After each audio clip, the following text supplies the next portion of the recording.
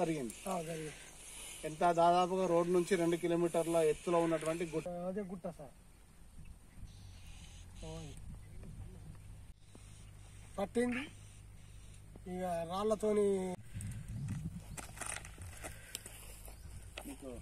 నిన్ను చూసి పారిపోయిందా? నువ్వు ఊరుతేనా? ఇప్పుడే చూసినావా ఇంకేందో?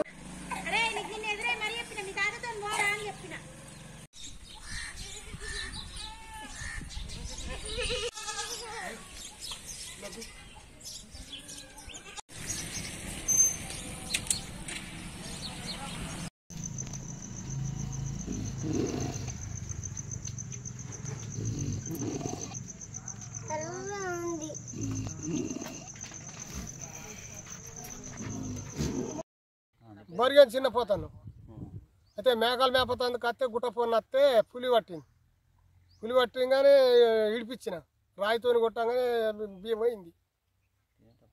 తినేటప్పుడు అన్నం తినేటప్పుడు వచ్చి పట్టింది. పట్టంగానే నేను రాయితో వేయంగానే పోయింది. ఇక మేకలు కొట్టుకొని పీకిన. అది మీసాలు పెద్దగా ఉన్నాయి, సారాలు ఉన్నది, సారాలతో ఉన్నది.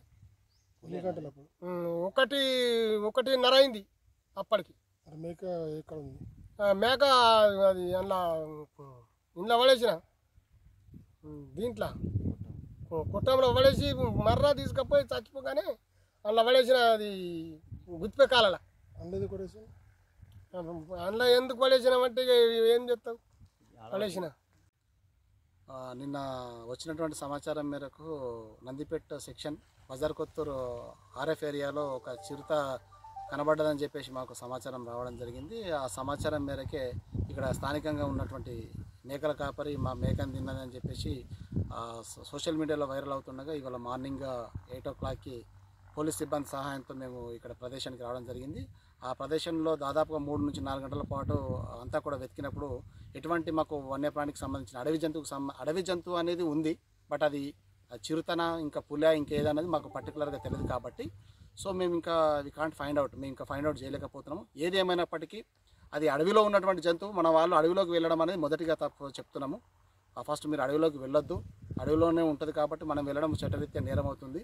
ఒకవేళ అది మీరు అత్యుత్సాహంతో రైతులు ఎవరైనా మా అడవి చుట్టూ ఉన్నటువంటి పంట పొలాలలోకి మాకు వస్తుంది, మాకేమైనా భయం అవుతుంది, తర్వాత మమ్మల్ని ఇబ్బంది పెడతామని చెప్పేసి మీరు విద్యుత్ కంచెలు కానీ విష పదార్థాలు కానీ పెట్టి దాన్ని చంపేస్తే మాకు ఏం కాదని చెప్పేసి అనుకుంటే మాత్రం చట్టపరంగా వన్యప్రాణి సంరక్షణ చట్టం 1972 యాక్ట్ ప్రకారం మాత్రం మీరు దాదాపు 5 సంవత్సరాల పాటు శిక్షించబడతారు. అదేవిధంగా మీకు ఒక 5 లక్షల జరిమానా కూడా జరగడం జరుగుతుంది. కాబట్టి ఇటువంటి దుశ్చర్యలకు ఎవరు కూడా పాల్పడవద్దు. మీకు ఏ సమాచారం ఉన్నా, ఎటువంటి వన్యప్రాణి కనబడ్డా, మీకు ఎటువంటి ఆటంకం కలిగినా దయచేసి మాకు చెప్పగలరు. మేము వచ్చి దానికి సంబంధించి ఒకవేళ అడవిలో కాకుండా అడవి బయట అంటే గ్రామ సమీప ప్రాంతంలో ఉంటే మాత్రం మేము కెమెరా ట్రాప్స్ పెడతాము, బోన్లు పెడతాము. అధికారుల ఉన్నతాదేశాల మేరకు పెట్టేసి మేము వాటిని సంరక్షించి ఎట్ ద సేమ్ టైం ప్రజలను కూడా మేము సంరక్షించే బాధ్యత మేము స్వయంగా తీసుకుంటాం. కాబట్టి దయచేసి ఎవరు కూడా అడవిలోకి వెళ్ళొద్దు.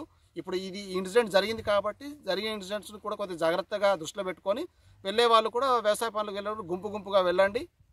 ఏదైనా ఉంటే సమాచారం ఉంటే మాకు అటవీ శాఖకు సంప్రదించి చెప్పండి. దయచేసి మాతో సహకరించండి. అందరికీ నమస్కారం.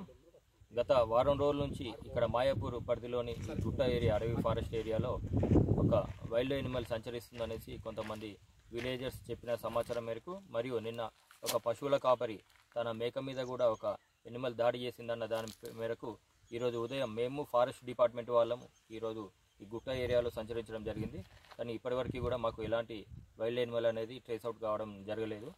ఇప్పుడు ప్రజలందరికీ తెలియజేసేది ముఖ్యంగా ఏమనగా ఈ సిహెచ్ కొండూరు మరియు మాయాపూర్ మధ్యలో ఇక్కడ చిరుత కానీ లేదా వైల్డ్ యానిమల్ ఏదో తిరుగుతుందనేసి ప్రజలందరూ కూడా అనుమానం వ్యక్తం చేస్తున్నారు. కాబట్టి ఈ ఏరియాలో పశువుల కాపర్లు కానీ లేదా రైతులు కానీ ప్రతి ఒక్కరు కూడా ఒంటరిగా ఇక్కడ వెళ్ళకూడదనేసి వాళ్ళను హెచ్చరించడం జరుగుతుంది. మరియు వాళ్ళు భవిష్యత్తులో ఎలాంటి యానిమల్ చూసినా కూడా అది సంబంధిత పోలీస్ వారికి మరియు రెవెన్యూ మన ఫారెస్ట్ డిపార్ట్మెంట్ వాళ్ళకి ఇన్ఫర్మేషన్ తెలియజేయాలని వాళ్ళని కోరుచున్నాం. మరియు కొంతమంది రైతులు అత్యుత్సాహం కొద్దీ వాళ్ళ పొలాల్లోకి ఈ చిరుత కానీ వైల్డ్ యానిమల్ రావద్దనేసి కరెంటు తీగలు పెట్టడం జరుగుతుంది. దానివల్ల వైల్డ్ యానిమల్ చనిపోయినా కూడా వాళ్ళు ఫారెస్ట్ యాక్ట్ కింద వాళ్ళు పనిష్ అవుతారు. మరియు దానివల్ల వేరే రైతులు కానీ ఇంకెవరైనా మనుషులు చనిపోతే వాళ్ళు కూడా చట్టపరంగా శిక్షకి అర్హులవుతారు. కాబట్టి అలాంటి యాక్టివిటీస్ ఎవరు కూడా రైతులు కానీ వాళ్ళు ఎవరు చేయవద్దనేసి మా నందిపేట పోలీస్ తరఫున హెచ్చరించడం జరుగుతుంది. Thank you.